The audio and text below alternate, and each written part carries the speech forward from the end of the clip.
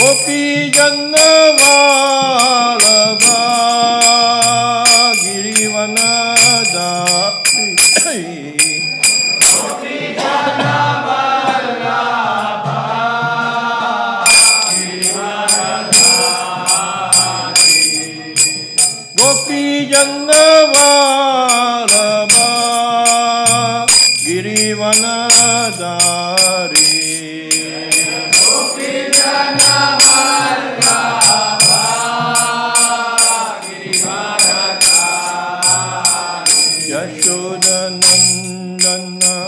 Raja Jana Ranjana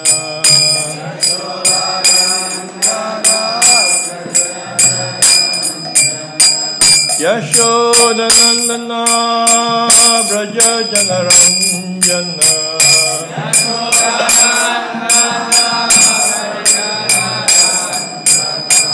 Yashoda Nandana Braja Jana Ranjana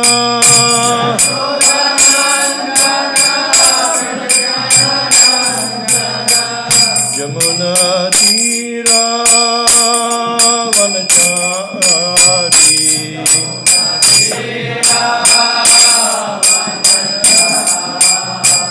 Yamuna Tira Vanachari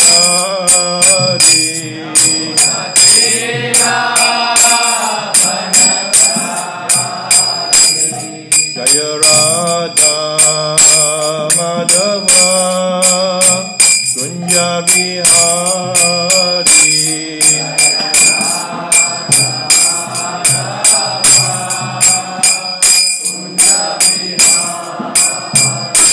Jaya Radha Madhava Kunja Bihari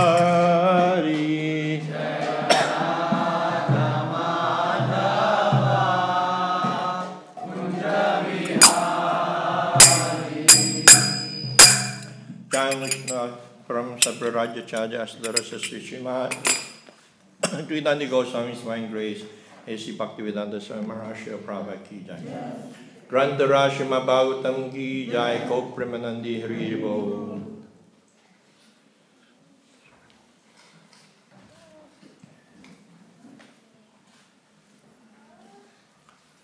Thank you very much for coming today. I would like you all to give a warm welcome to my very good friend and business partner, Joe. In front of Nitin, says Haribo 3 times. Haribo! Haribo! Haribo! He's been associated with our movement to Gopal for more than 10 years. But this is the first time he comes to the temple. Met him late last night. Told him I'd be giving a class. He said, oh, I want to come.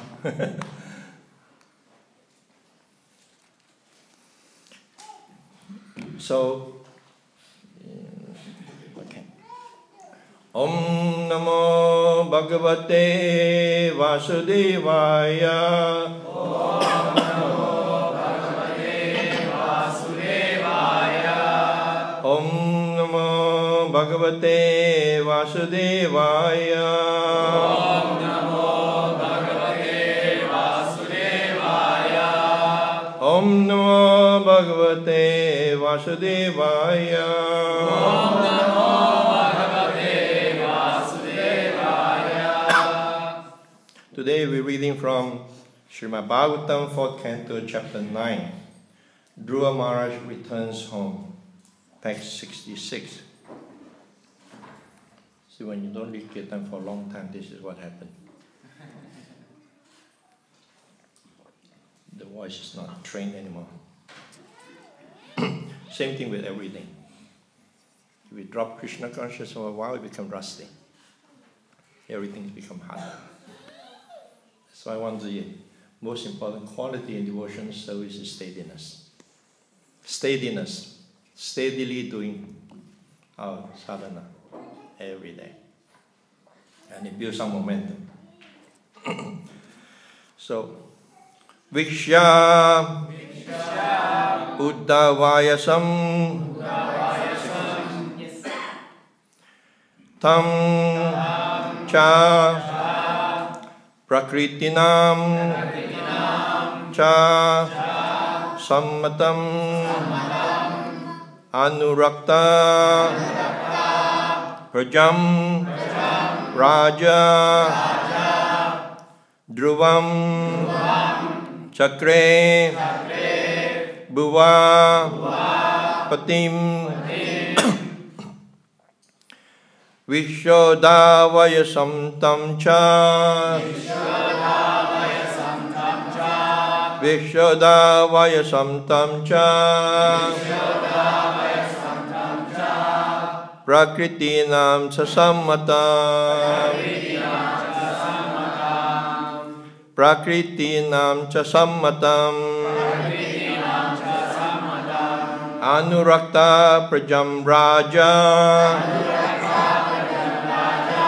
Anurakta prajam raja Dhruvam chakre bhuvapatim Dhruvam chakre bhuvapatim Vishodavaya samtam cha Prakritinam cha sammatam Anurakta prajam raja Dhruvam chakre bhuvapatim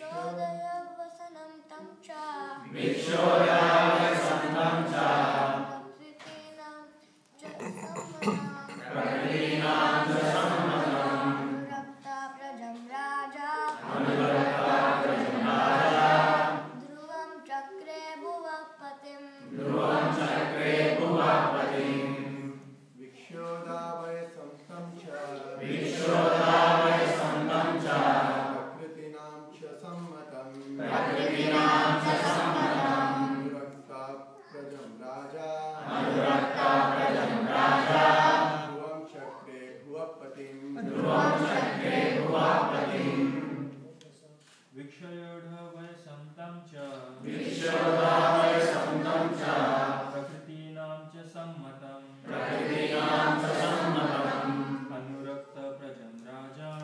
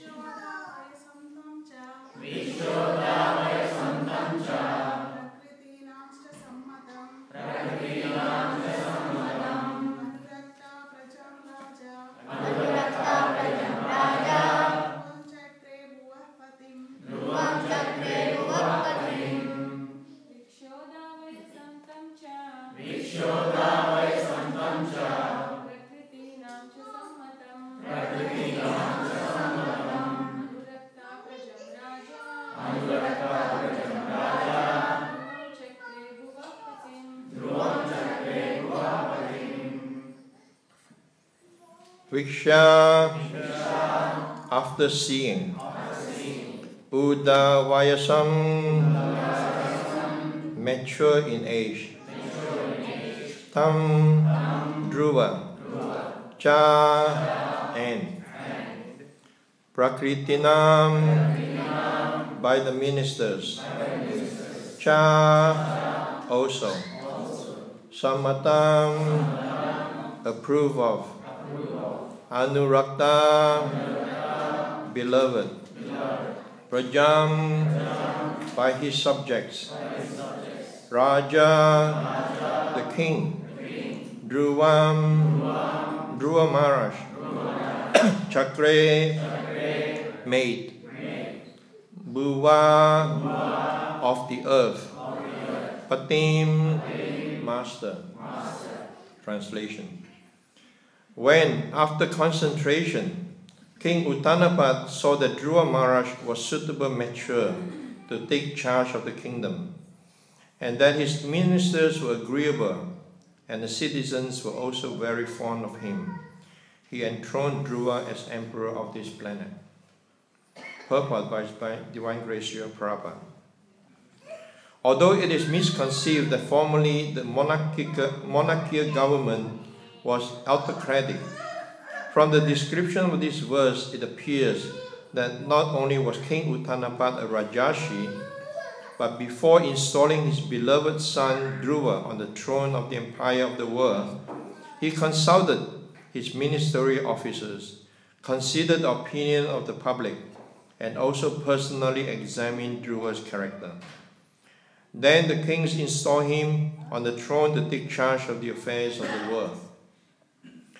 When a Vaishnava king like Dhruva Maharaj is the head of the government of the entire world, the world is so happy that it is not possible to imagine or describe.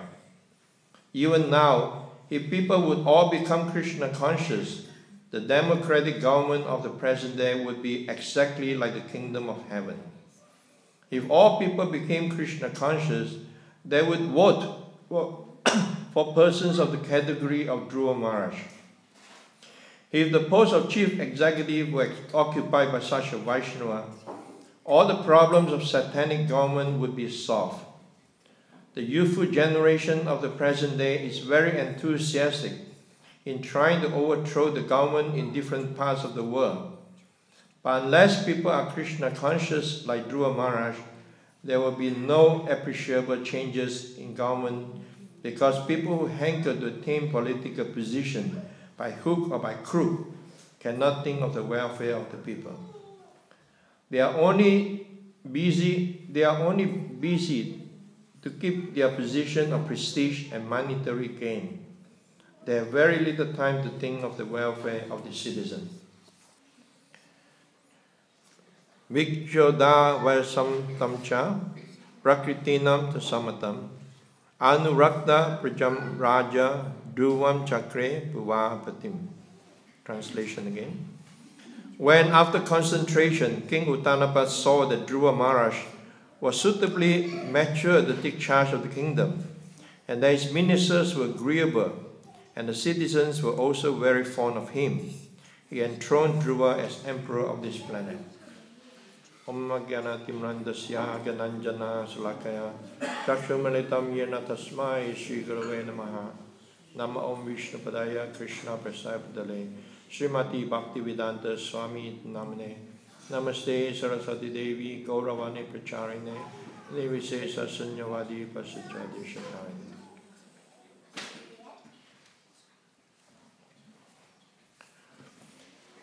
Nowadays, when people think of the monarchy, previous time,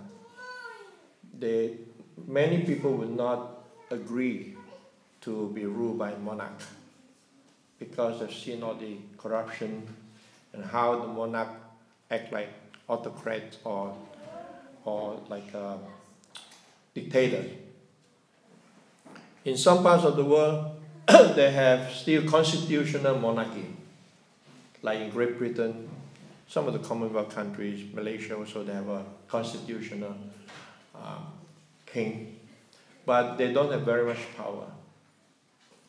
And every now and then, also Denmark and Sweden and Norway, they also have constitutional king. But every now and then you hear people talking about going for a resolution to get rid of the kings because they're very expensive to maintain and not doing very much, you know. It's just like in India, many of these kings in the different states, the power is very much reduced. But we find here in the Śrīmad Bhāgavatam description of different kings that are enlightened emperors.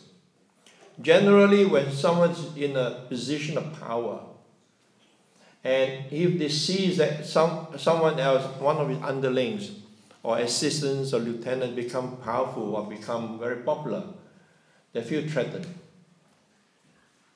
And they will find ways and excuses to get rid of them. So many such leaders, they will surround themselves with cronies. People who will just tell how great they are. Then they become like the emperor without clothes. You know the story? Emperor without clothing? Come on, in India you must have read this story as a kid. This king, he was such a tyrant. Nobody dare say anything to him, anything negative or anything against him, because they'll get the head chopped off. So one time they was making these clothes for him. Basically there was no clothes. And then one said, oh, how beautiful this clothes is, how beautiful your dress and so on. And the king became so vain that he actually believed it. And that's what happened when you get all this praise. That's why Sri Bhaktivedanta, he said that one who praises me is my enemy. He increases my false ego. And I lose perspective on who I really am. So this emperor was getting all these praises, was only hearing about how great and how wonderful and how beautiful and so on he is. So he actually went out on the street on procession without proper clothing. And nobody's there say anything. Everyone still say, oh, look at our king, he's so beautiful, he's so beautifully dressed.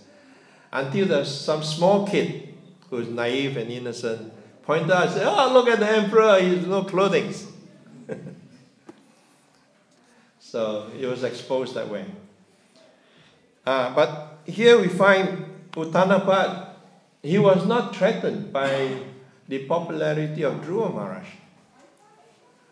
He was actually, in fact, he was very, very pleased that Dhruva Maharaj has, everyone is praising how wonderful he is, how nice character, pure character, and everyone was very attracted to Dhruva Maharaj. So seeing that his son has grown up and becoming qualified with good character, he started to ponder. He said, now it's time for me to retire. You see, in those days, the king that take up this position as emperor or whatever position, for devotees, they take up whatever position is necessary, but they are not attached to the position. The other day I was just reading about King Kulaseka, one of the hours, the 12 hours in South India for Sri Sampradaya. And in the description was talking about those kings, they do not consider themselves as the owner of the land. They consider themselves like vessels or just caretakers. The land actually belongs to the deities. The main deity of the kingdom, all the land in the kingdom belongs to the deities. They all belong to Krishna. And the kings are just caretakers. And every day, in fact twice a day, he will come before the deities and give a report. What is happening in the kingdom, how the kingdom has been managed, and how the expenses are being spent. The daily report, every day 2 times he'll give a report to the deities. So in this way, it was just taking care of the deities. taking care of the kingdom on behalf of the deities. So the enlightened king, that's why they're known as Rajashis. Although they are kings, but their qualities is almost as the quality of a rishi, the sage. Very highly advanced and in spiritual knowledge. And their main purpose is a spiritual advancement, Krishna consciousness. So when he saw that Dhruva Maharaj is ready, he willingly just gave up. After consulting, as Prabhupada pointed out, people have a misconceived idea that previous monarchical government are autocratic. But they're actually not. They're surrounded by the other ministers, very learned ministers, who will give them good advice and guidance. Of course, ultimately he makes the decision, but it will be very unwise not to take into consideration all the advices from the Brahmanas. So he observed himself, the character of Dhruva Maharaj. He consulted the Brahmanas, and he also saw that the citizens were very agreeable. So when took all these different things into consideration, he said, okay, now Dhruva Maharaj is ready to take over the kingdom. And now I can retire. I can retire and focus myself on spiritual life. Not like some we see in one kingdom. The queen is like, how old is a queen? Like 100 years old or something. She's been the monarch for like more than 50 years. And the son who's waiting to take over is already getting old himself. You know? And he's still hanging on and not passing on the throne.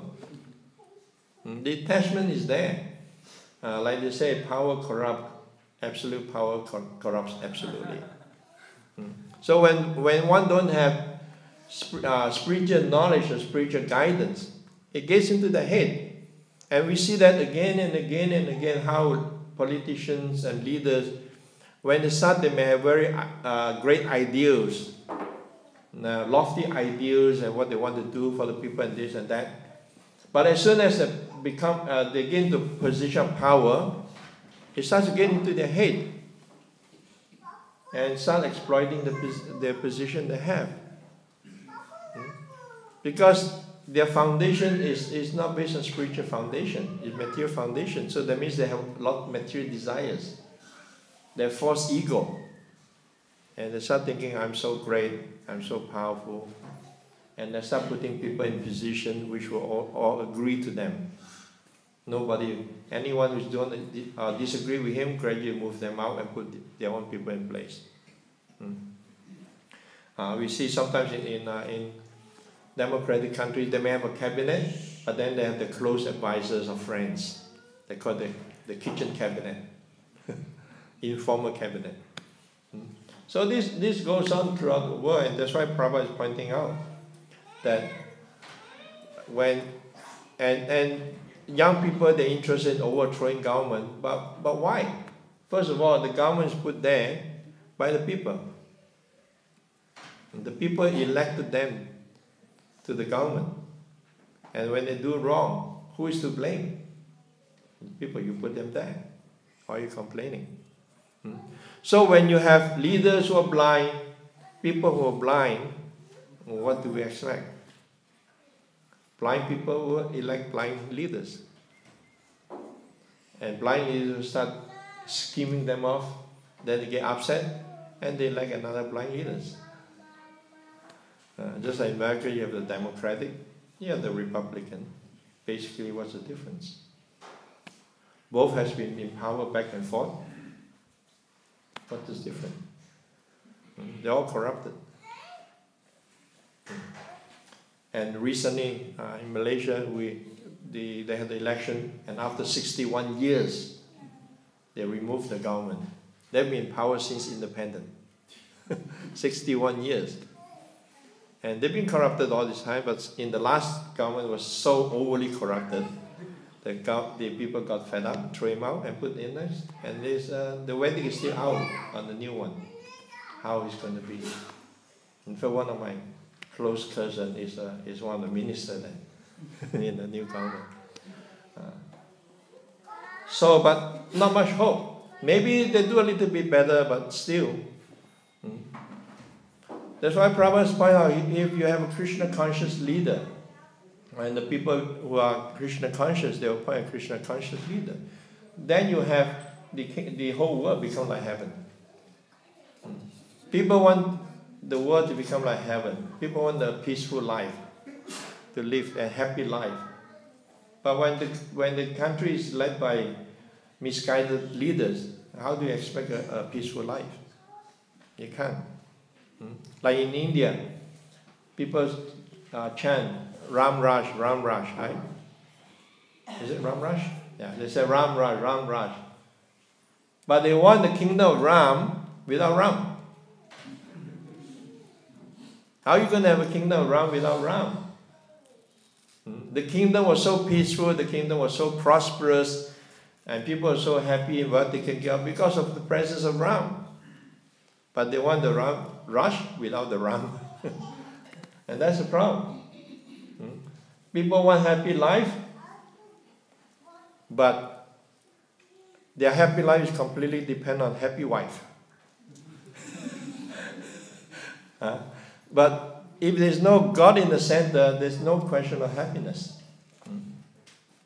You see that everywhere, throughout the whole world. So many times you change government, same thing goes on. But let's read a little about how it can be when kingdom is ruled by enlightened kings. This is a description of the Maharaj Yudhishthira. So Maharaj Yudhishthira was taking instruction from Bhishma Dev. So after this, the great religious king, Maharaj Yudhishthira, executed the royal power in the kingdom strictly according to the codes and royal principles approved by his uncle and confirmed by Lord Sri Krishna. Purport. Maharaj Yudhishthira was not a mere tax collector. He was always conscious of his duty as a king, which is no less than that of a father or spiritual master. So all the citizens in the kingdom are like his praja. So the king is like the father. He takes care of every single citizen in his kingdom, including the animals. He will give protection to you and the animals. In fact, he will give protection to the birds. There was this king, can't remember his name. Maybe the sadhus here can enlighten me on the name of the king. There was a bird being chased by an eagle. What's the name of the king? Huh? Yeah. So the bird took shelter of the king. He said, "Protect me." And the king gave shelter to the bird. And the eagle said, "I'm also your citizen. This bird is my food. Now you're denying me of my food. You also have to give me shelter." What's the king going to do? They said, "You spare the bird, and I will cut my own flesh and offer you. As much as the bird weighs, I'll give you that much to feed you."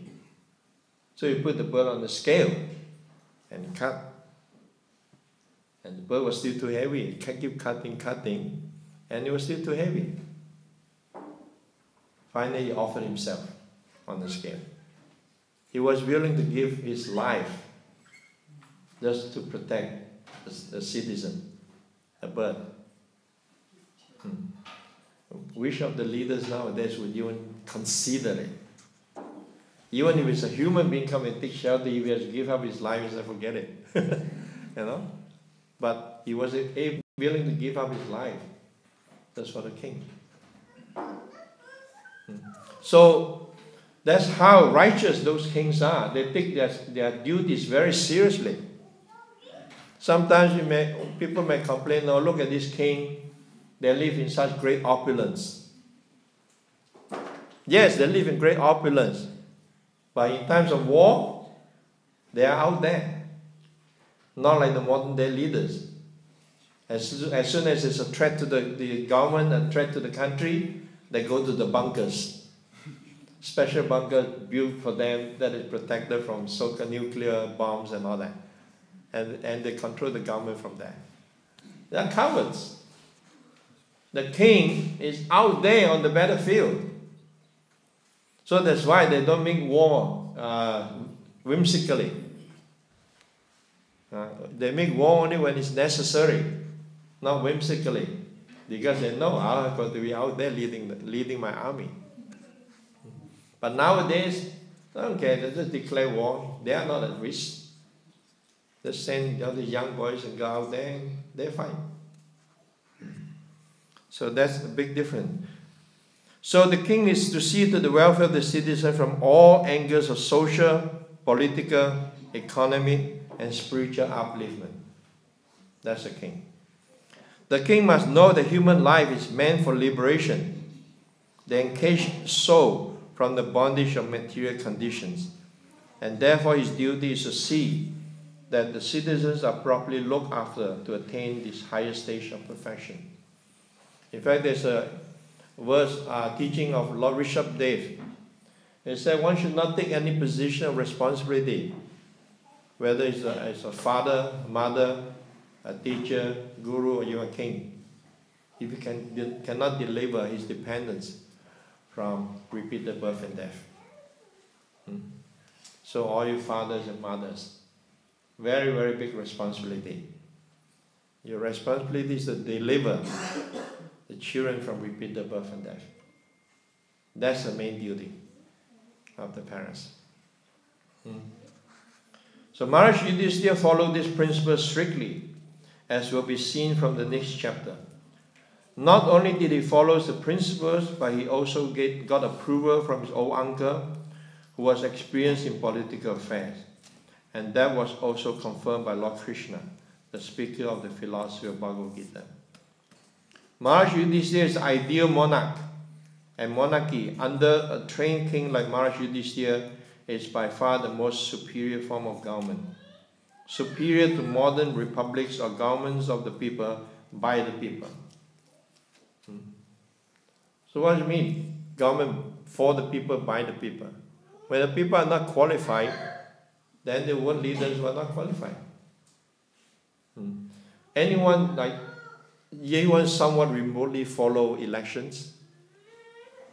Anyone? Sometimes you follow it in the news or newspaper.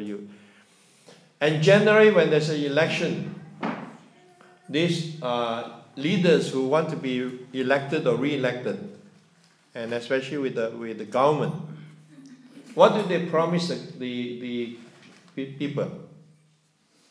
That you elect me to be the next prime minister of the government.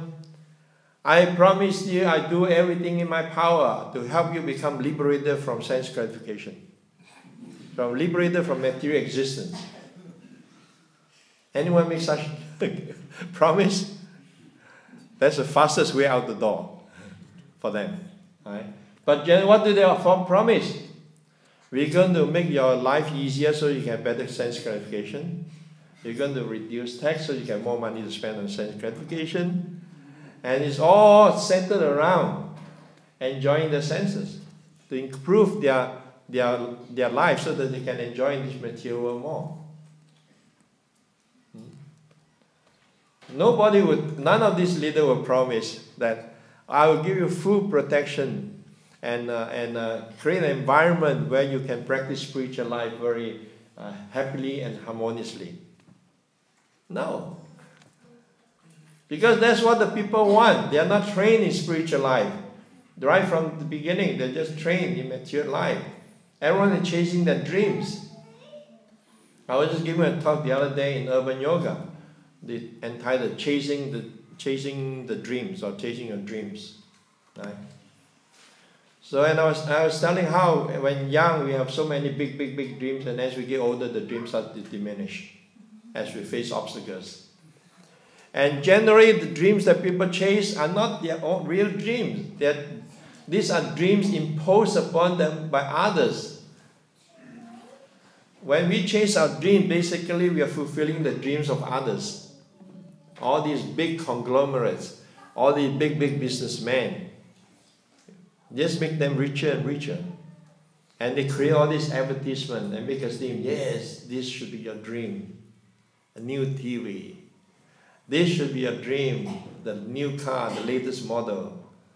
This should be a dream, the holidays, and this and that, for so many big things. And then people are put down. And then when they go for all this business training or seminars, they say, yes, you have to write down your dreams, your goals, what you want to achieve. How much money you want to have in the bank balance. How much you want to earn. And where do you want to go on holidays? Write down why you want to go on those holidays and what do you want to do, how will you feel, and create a whole emotion out of it. And people start thinking, yes, these are my big dreams. And I want to achieve all those dreams. And all these leaders, all these business people, they know that. Because people are not trained. So they chase the dreams and chasing a false dreams which has been created for them. And in this way people think, if I achieve those dreams, I'll be happy. Where are the happy people? We achieve what people, so many people achieve their dreams. Where are they happy? They achieve that and then they realize it's empty. I'm still feeling empty inside. I have all these possessions, I have all this, but I'm still empty. Just read, sometimes you read stories about all these big stars. Hollywood star, Bollywood star, Mollywood star, Hollywood star, all the different stars. And actresses, actors, musicians. They have been adored by millions of fans. They have Twitter accounts and Instagram accounts, Twitter accounts followed by tens of millions. They're still miserable. They still go through depressions. Why? They have what everyone is chasing. So these are good indications that people have achieved those big dreams. We are chasing a small part of those big dreams. And they are not happy. They are still miserable. Why do we follow in those footsteps? Why do people follow the footsteps of people who are not happy? They're miserable. They haven't solved the problems of life. They haven't solved the problem of birth, old age, disease, and death. They've still they still have to suffer the threefold miseries.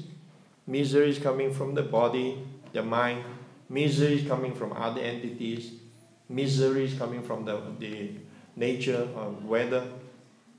They haven't solved all these main problems. So it doesn't matter we have tens of millions of billions in the bank account, whole rows of fancy cars in the garage, live in a huge house. Well, we're sick. It's just like this king. There was once this king. Every day in the kitchen, the cook will cook a big feast for him and put it in front of him. All he can do is just look at the feast. He can't eat it because he had digestion problem, kidney problem, this problem, that problem. He's sick. He could not eat any of those food that the chef cooked for him. All he can do is just look at it. And one day, out of his window, he saw a fisherman carrying his catch for the day fish. And very happy, whistling and walking, bouncing up the road. He said, I would give up my whole kingdom just to be happy like this fisherman. So people in general, they try to become these big successful people. Successful people look at the simple folk and say, they don't have anything but they're happy. I have everything but I'm not happy. So it's very important that we have to understand what our priorities are. So even sometimes as devotees, we are on the spiritual path, and we can get distracted by so many allurements, by so many desires and bombardment from the material energy, thinking, yeah, this is important, that is important, so many things are important. And we forget or become misled from the true path of achieving real happiness, our real goal of life, which is to become Krishna conscious. And unless people in general are somewhat Krishna conscious, or they know that the goal of life is spiritual enlightenment, they will continue to vote and elect leaders who is the best leader who can fulfill my sense gratification. Who is the leader who can give me the most enjoyment in life? And they will continue to do so. And there will be no change. Changing this leader to that leader. And sometimes, like recently, some people say, oh, are you not going back to Malaysia to vote? I say, I'm 60 plus, I've never voted in my life.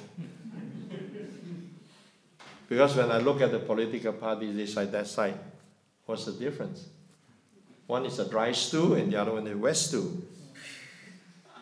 Both stews. You make a choice. Which one you prefer? And in the Chaitanya Charitamrita, I said, there's no such thing as good or bad in this material world. If there's nothing to do with Krishna or God consciousness, it's all bad. So one time I was on traveling Sankirtan, visiting a traveling Sankirtan party in Denmark. And I was giving a class and I was quoting this verse, and I told one of the bhakta, so what do you want to choose? Dry stew, wet stew? He said, I don't want. I said, no, you have no choice, you got to choose. Dry or wet? Dry or wet? Then he has to choose one. And basically the material world, it's not like you have a choice. There's only two. Which one? There's no third choices. People are not given a third choice. So spiritual knowledge is so important. That's why the Krishna conscious movement is so important. And that's why Prabhupada, he stressed so much the importance of the disseminating of this knowledge and philosophy. It's not a matter of converting people from one faith to another faith, converting people from one religion to another religion. But give people knowledge so that they can determine. And I see that very often in my life, in my dealings with colleagues, business partners, and so on. They always ask me, somehow. I never talk to them about these things unless they ask. And then I just explain a bit about Krishna conscious philosophy in general. And they feel, yeah, actually it makes so much sense. Was it recently? Just not long ago, I had invited my former boss, director, over for dinner at my house. Came with a wife. And they're Christians.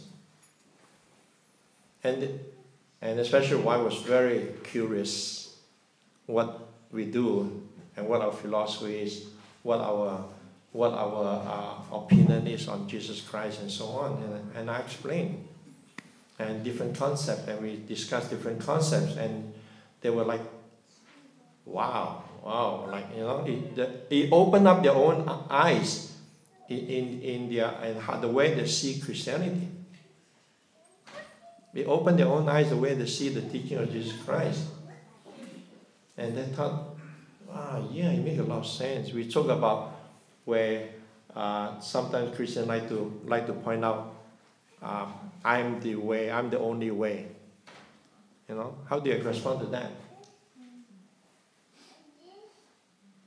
First of all, you didn't say I'm the only way.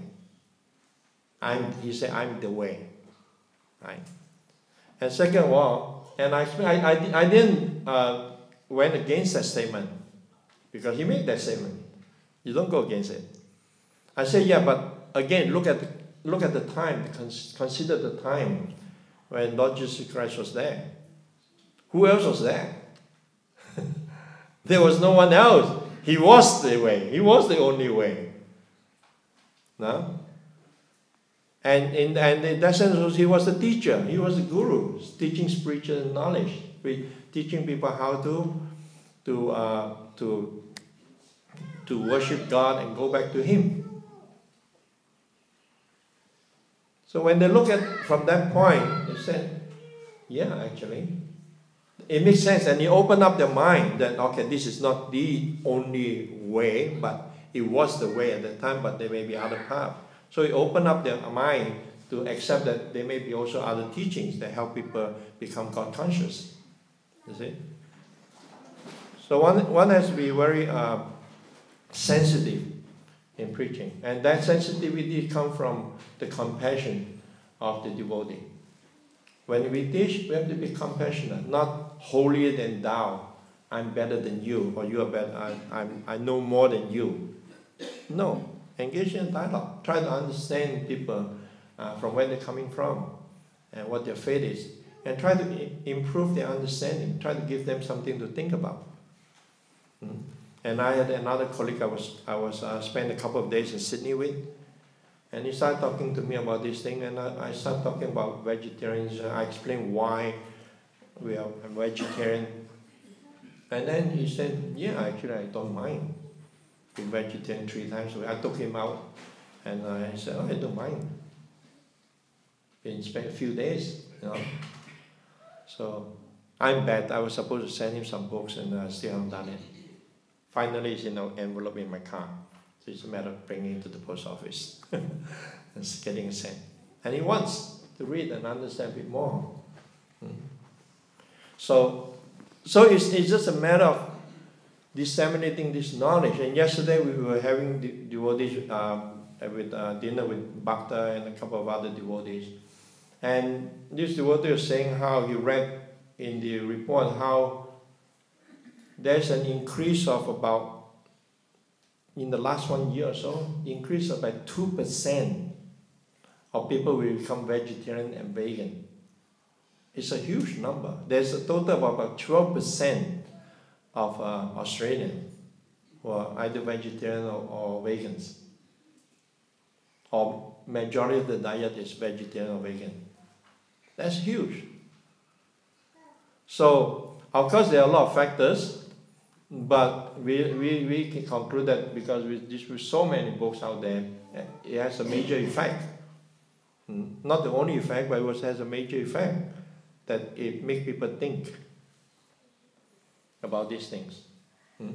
So gradually, as we disseminate knowledge and help people to understand, and in fact, people talk about self-improvement and so on, but most of the self-improvement seminars I've listened to, or all the big talkers I've listened to, it's good up to a certain point, but it never leads to the ultimate understanding of the core of everything. That's why also when I attended the life coaching course, they do life coaching, but mostly dealing with the mind, emotions, and so on. But it doesn't go right down to the core of the problem, which is the spirit. The core of everyone's problem is the soul is restless. The soul is seeking for some satisfaction. And you're not going to find the satisfaction from mental jugglery or intellectual jugglery or sensual interaction. Because the soul is beyond that. The spirit is seeking for something deeper, something more meaningful. And none of these seminars or so-called self-motivation or self-development gurus talk about these things because they themselves don't have knowledge about these things.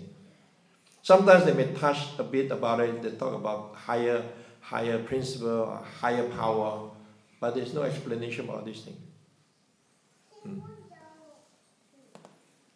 So that just appreciate the power of this knowledge that Srila Prabhupada has given us.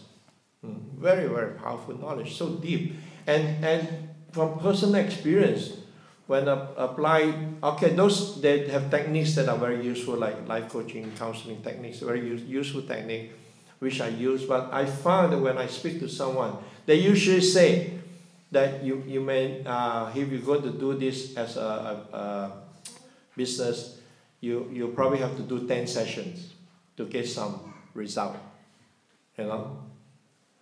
But my personal experience is that when I do counseling or coaching to someone, first session they already have very good results. Because you go right to the core and help them to understand what is the core of your problem. Instead of just touching superficially, they're digging. So when you combine spiritual knowledge with material knowledge and apply it intelligently, it's very, very powerful. Very, very effective. Because first of all, you deal with, you don't completely neglect people's needs, because after all, we do have a material body. People have a material body. It has to be taken care of. We cannot completely neglect that. So it has to be taken care of. People have a mind. And people have attachment to the feelings, the emotion, and so on. So we have to deal. We cannot just push it aside. You have to deal with all these things, but intelligently deal with this thing and apply spiritual principles into it. Krishna eyes. Then it's make it more palatable. We can speak the truth, but we don't have to force it down people's throat. Right? Just like a mother.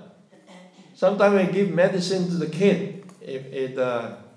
As nowadays it's not so much anymore, but in the old days, some of this medicine really tastes horrible.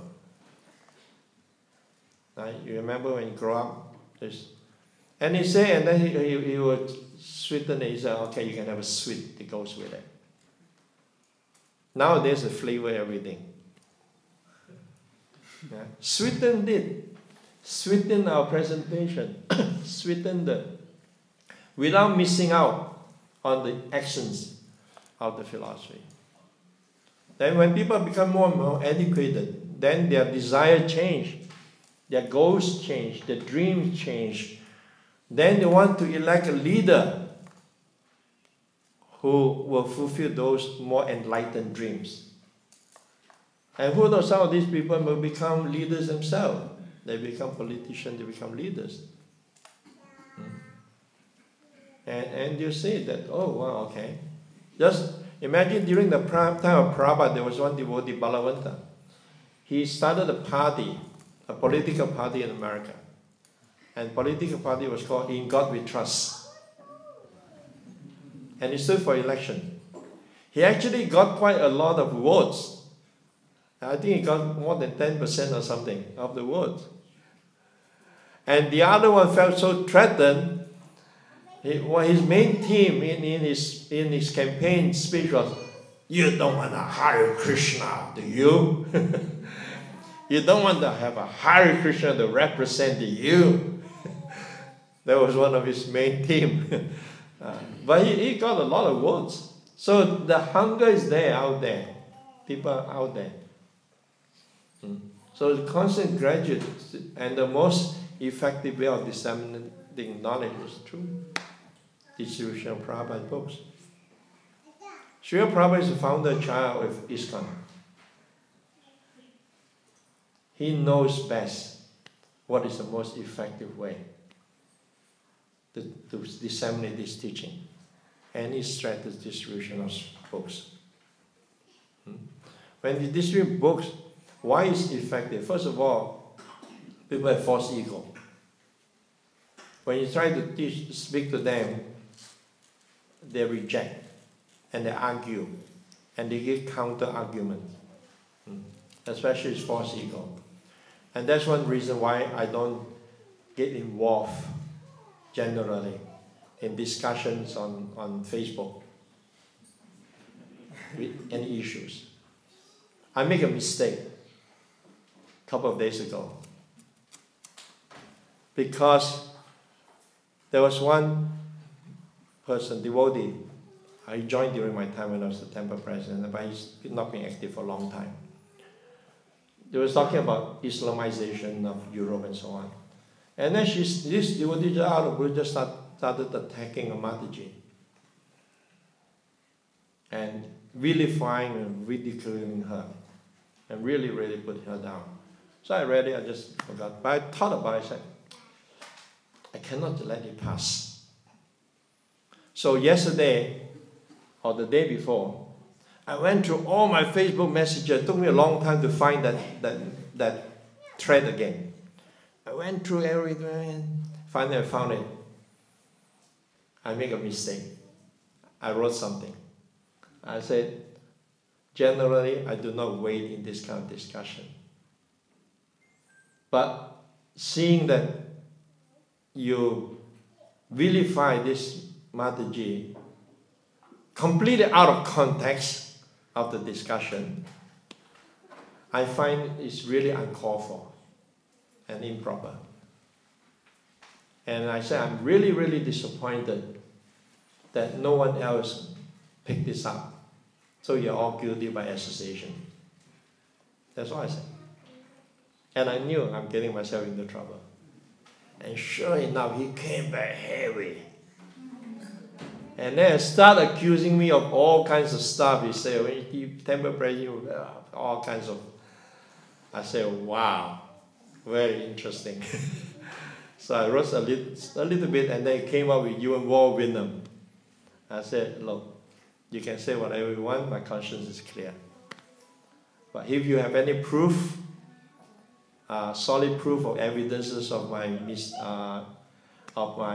wrongdoings, bring out and charge me. Otherwise, I'm not going to waste my time trying to defend myself against all kinds of false accusations. You can never win. You know, people, they spend all the time, they have nothing better to do. So this is what's going on. Don't waste time on all these things. And people have false ego. They will never. They may be sinking, drowning, they're still, arguing their point. Season, or whatever, they're arguing. Right to their deathbed, they'll argue. And when they read Prabhupada's book, they read the teaching of Prahlad Maharaj. And this little boy, 5 years old, fools, mudha, not muda, vimuda, big fools, rascals. They will keep on reading afterwards. Wait a minute, he's talking about me. But because it's not someone physically present, that false ego is not threatened. And they may even consider, yeah, actually, there's a point there. An honest person will say, okay, there's some points there. So that's only what we can do. If everyone just make a little effort, distribute a book once a week. You want a book a week, you can see the effect. You never know the person you speak to, the person you give a book to. You never know how it turns out. And the other day I was just contemplating this devotee, good friend of mine from Sweden. He sent me, he emailed me YouTube that he's getting into more like filming about a school. A whole school bus came to visit our temple outside Stockholm. Beautiful place. 5 acres of land with a pond, 2 lakes close by. Very beautiful. That's where I joined actually. And the bus came out and they did some interview with the kids after. And the kids are from all different denominations. Chinese kids from Buddhist background. You have a Muslim girl. You have a Catholic, Protestant, all different. Jewish. And they all came. It's part of their study, religious study of different religion. And they came. And then they interviewed the teacher. And the devotee name is Mukunda. He's been doing this kind of preaching for like 30 years. More, yeah, at least 30 years. He would travel all over Sweden, sometimes to the far north in the North Pole, All these small town villages, they invite him to come and talk, and they pay for it. The school pay for it. They have a budget. And everywhere he go, he must have a huge part of newspaper on him. Everywhere he go, the local newspaper will publish an article about his visit. Yeah. So, and then this teacher was saying, he said, I met Mukunda in the 80s. He said, more than 30 years ago, he's been bringing classes every year, or invite him to his classes. Can you imagine the effect? Many of them are out there in society. Can you imagine the effect, the impression they have? Powerful. So we never know. Who knows, some of these kids, they will become politicians, become leaders of society. And they have a bit of spiritual understanding. So unless it's there, unless this Krishna spiritual knowledge is there, we will never have a kingdom like that. Like what? Because during the time of Maharaj Yudhishthira, there was great abundance. The temperature was never too hot, never too cold. It rained mostly in the nighttime when people are sleeping. Then it rained, and agricultural land is get water. And due to the astronomical arrangement and rain, precious stones become available. And they don't have to dig very deep into the ground. You can just go to the stream and you find all these precious stones. Great abundance, and the cows, they've been protected. And when we go out in the field, the others are so full, they're practically fertilizing the land with the extra milk. So much milk they're giving. And the land gets very nicely fertilized. No unnatural things happen. You don't find children die before parents. There was this Brahmana, every time his child born, died. Child born.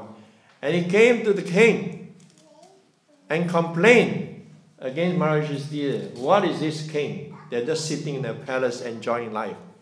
They can't even protect the citizen. They're like eunuch.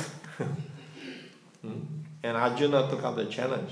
After 9 child was taken away, he went all the way down to Yamara to find the child. So those are the kings of the days. Even one single citizen, if it's something not right, will go and complain to the king. And the king will enjoy 1/6 of the pious activities or the impious activities of the citizens. So imagine all these leaders nowadays, how much karma they're accruing. 1/6 of all the sinful activities of all the citizens, and they're also eager to become a leader of this country and taking on all this karma. I mean, they're not talking about the spiritual master taking on karma of the disciples. These are leaders with no process for purification and just every day just absorbing the bad karma of all the citizens. And not only that, they are helping to increase it. Not very auspicious and not very auspicious ending. Unfortunate situation. So we want to have a kingdom like like the reign of Maharaj Yudhishthira, Dhruva Maharaj, Maharaj Parikshit. All very, very enlightened kings who are not attached to their position. They're just doing it out of duty. So, are there any comments or questions?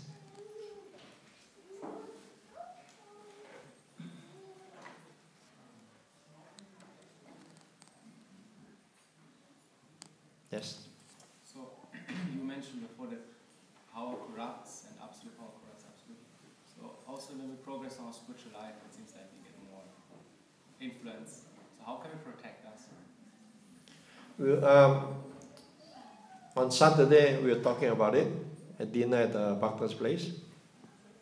We have to develop selflessness. Yes, you've seen sometimes devotees that advance, especially sometimes you see new devotees, they learn how to put on the tilak straight and not zigzagging straight. They know how to put on the dhoti or the sari nicely.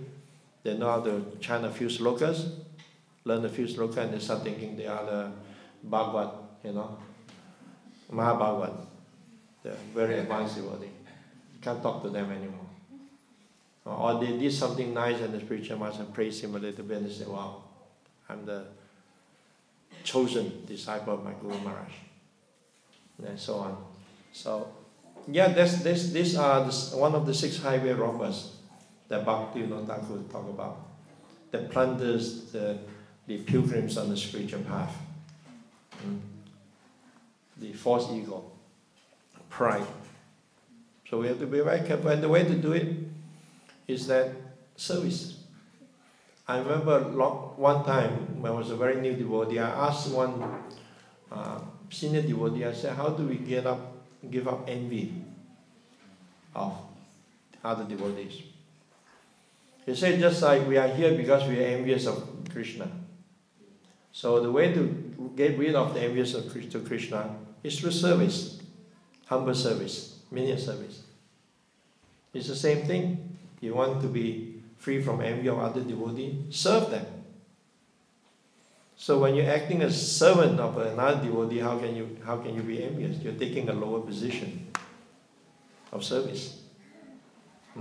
So we are discussing on Saturday at dinner with Nitin, Bhakti. Bhakti was talking selflessness. And that's the real thing. With that, we have to combine with give. Always think of how we can give. How we can give more. How can we give more of ourselves? We can give our possession. We can give our wealth. We can give so many things. But how willing are we to give ourselves to others? To give our time? Sometimes we have friends who claim to be good friends. So one of the tests of good friends, how willing are the friend? Is that friend willing to give his time for you? Because out of all that we possess, the most precious of all is time. Because time, once it's gone, you can never reclaim it back. You lose some money, you can still make back. But time, you cannot record it. When it's gone, it's gone. It's the most precious commodity. So how much are we willing to give our time to someone if we really care about that person? So selflessness, when we give ourselves in the service of Krishna, give ourselves in the service of devotee, give ourselves in the service of mankind, then we'll be firmly on the ground. Does that answer? Any other question? You have a question? No. Okay? Okay. Thank you very much. Srila Prabhupada ki jai.